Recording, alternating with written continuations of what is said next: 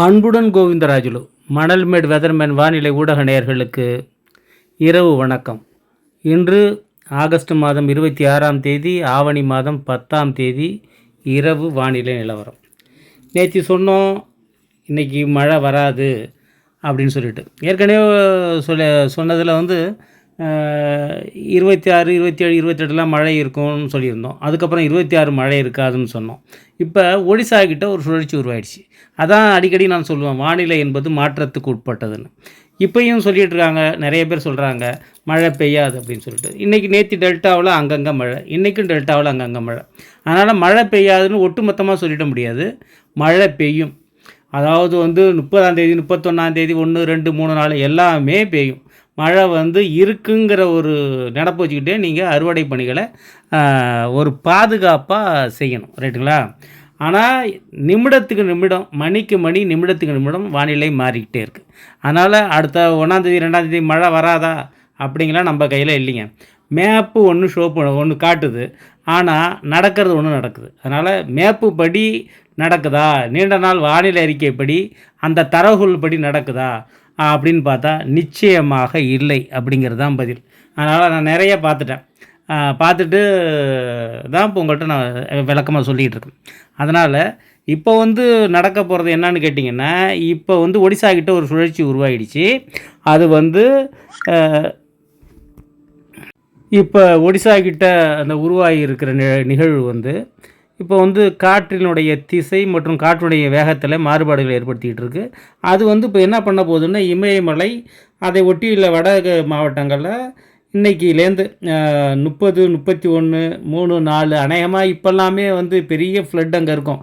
எல்லா நதிகளும் கரைகளை தாண்டி கரைகளை உடைத்து கொண்டு ஓடிக்கொண்டிருக்கிறது. ஒரு 10 நாளில் பல்வேறு மலை சார்ந்த இடங்களில் குறுகிய நேரத்தில் மேக வெடிப்பு. இப்போ எங்கே பார்த்தாலும் 1 மணி நேரத்தில் 10 சென்டிமீட்டருங்கிறது சர்வ சாதாரணமாக போயிடுச்சு.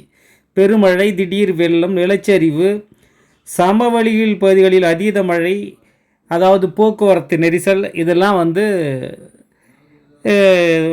உத்தராகண்ட் இதை மாதிரி வட உள் மாவட்டங்கள், இமயமலை மாவட்டங்கள், இந்த வைஷ்ணோதேவி கோயிலுக்கு போகிறவங்களெலாம் நிப்பாட்டியிருக்காங்க.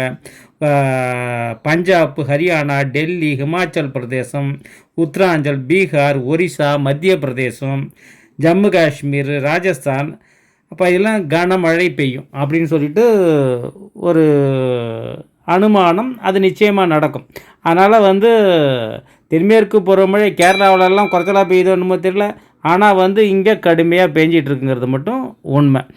வட மாவட்டங்களில், வட மாநிலங்களில் நம்ம நீண்டகால வானிலை அறிக்கை சொல்லியிருப்போம், பருவமழை சுமாராக தான் இருக்கும் அப்படின்னு சொல்லிட்டு.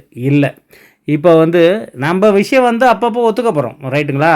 அதாவது இப்போ தெற்கு பகுதிகள்லேருந்து, அதாவது ஐஓடிங்கிற ஐஓடி இருமுனை நிகழ்வு இந்திய பெருங்கடல், இந்தியன் ஓஷன் டைப்போல்னு சொல்லுவாங்க. ஐஓடி இருமுனை நிகழ்வு நெகட்டிவ்லேருந்து, அதாவது நியூட்ரல் ஐஓடிலேருந்து நெகட்டிவ் ஐஓடிக்கும் போகலாம். அதனால் லானின ஆண்டாகவும் இருக்கலாம்.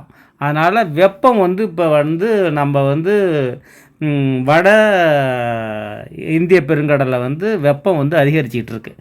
அதனால் நிகழ்வுகள் அதிகரிக்கும். அதனால் நம்ம எதிர்பார்த்த மாதிரியே நான் சொன்ன மாதிரி, அதாவது வடகிழக்கு பருவமழை முன்னமே ஆரம்பிக்கும். அதில் எந்த விதமான சந்தேகமும் கிடையாது.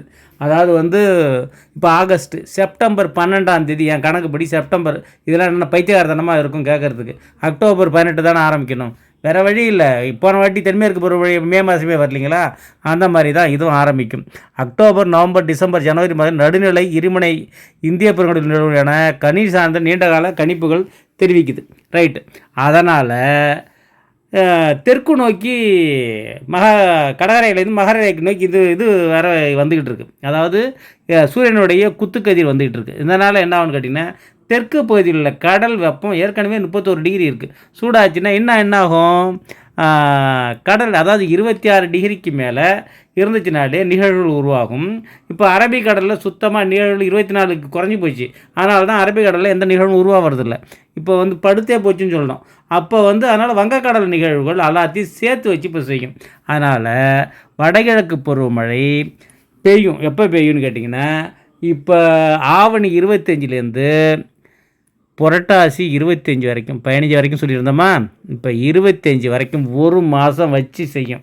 அதனால் இன்னும் 15, இதில் ஒரு 5 நாள், இன்னொரு 10 நாள், இன்னும் 15 நாளில் அறுவடை செய்கிறவங்களுக்கு லேசான இடையூறு இருக்கும். ஆவணி 25க்கு மேலே கடுமையான மிக கடுமையான இடையூறு இருக்கும். இதில் நீங்கள் வந்து விரை விடுறவங்க, தெளிக்கிறவங்க இதெல்லாம் கணக்கு பண்ணிங்க ஆவணி 25லேருந்து. ஆனால் இப்போ புரட்டாசி 25 வரைக்கும் மழை தான். அதுக்கப்புறம் ஐப்பசி மாதம் மழை இருக்காது. மழை சுத்தமான ஐப்பசி கடைசியில் 25 தேதியில், அதாவது நவம்பர் வந்து ஒரு 15 தேதி கிட்ட தான் மழை. 5ஆம் தேதி எல்லாமே வராது, 15ஆம் தேதி கிட்ட தான் மழை வரும். இது என்னுடைய தனிப்பட்ட கணிப்பு. அஃபிஷியல் ஃபோர்காஸ்ட்டுக்கு வந்து இந்திய வானிலை ஆராய்ச்சித்துறை அறிக்கையை பார்க்கவும். அதாவது வந்து நம்ம ஜட்ஜி பண்ணுறது இவ்வளோ தான். அதனால் இப்போ வந்து எப்போ மழை அப்படின்னு கேட்டிங்கன்னா, இன்றைக்கும் பெய்யலாம். இப்போ நான் பதிவு பண்ணிகிட்டு இருக்கிறப்பே பெய்யலாம். இன்னும் நாளைக்கு மாலை இரவு பெய்யலாம், நாளைக்கு மாலை இரவு பெய்யலாம். ஒரு தற்காலிக சுழற்சி தென் இலங்கை கிட்ட ஒன்று ஏற்பட்டு 1ஆம் தேதி 2ஆம் தேதியில் பெய்யலாம். வராதுன்னு சொல்லியிருக்காங்க. நம்ம வரும்னு எதிர்பார்க்குறோம். ஏன்னா வானிலை மாற்றம் எங்கே பார்த்தாலும் போர், அது வெப்ப உமிழ்வு, ஓசோனு இதெல்லாம் என்ன பண்ணோம், அதாவது வந்து ஊழிக்காலம் மாதிரி ஆயிடுச்சு. மேக வெடிப்பு மழையெல்லாம் எங்கேயோ கேள்விப்பட்டது. இப்போயே 10 சென்டிமீட்டர் 15 சென்டிமீட்டர், விடிய காலையில் சென்னையில் 20 சென்டிமீட்டர் மழை பெய்யுது. இந்த மாதிரிலாம் இருக்குது. இப்போ டெல்டாவை விட்டு வச்சுருக்குன்னா கொஞ்சம் கொஞ்சம் அந்த அறுவடை செய்கிறவங்களுக்கு கொஞ்சம் சாதகமாக பண்ணிக்கிட்டு இருக்கு. இன்னொரு 10 நாள் அறுவடையை கொஞ்சம் விரைந்து அதை செஞ்சிட பாருங்கள். மாலை இரவு கொஞ்சம் இடைஞ்சல் இருக்கும். அதனால் புரட்டாசி ஃபுல்லாக மழை, புரட்டாசியில் விரை விட்டுக்கலாம், போய்க்கலாம் வந்துக்கலான்னு எண்ணம் நிச்சயமாக வச்சுக்காதீங்க. ஆவணி 25லேருந்து புரட்டாசி 25 வரைக்கும் மழை. வடகிழக்கு போகிற மழை கார்த்திகை மார்கழி தை மாதம் 20 தேதி வரைக்கும் பொங்கலுக்கெல்லாம் மழை அப்படிங்கிறத வந்து ஆணித்தரமாகவே சொல்லிட்டாங்க. இது வானிலை என்பது மாற்றத்துக்கு உட்பட்டது. இருந்தாலும் தெரிஞ்சுக்கணுங்கிறதுக்காக சொல்கிறேன். புரிஞ்சிருப்பீங்கன்னு நினைக்கிறேன். நன்றி, வணக்கம்.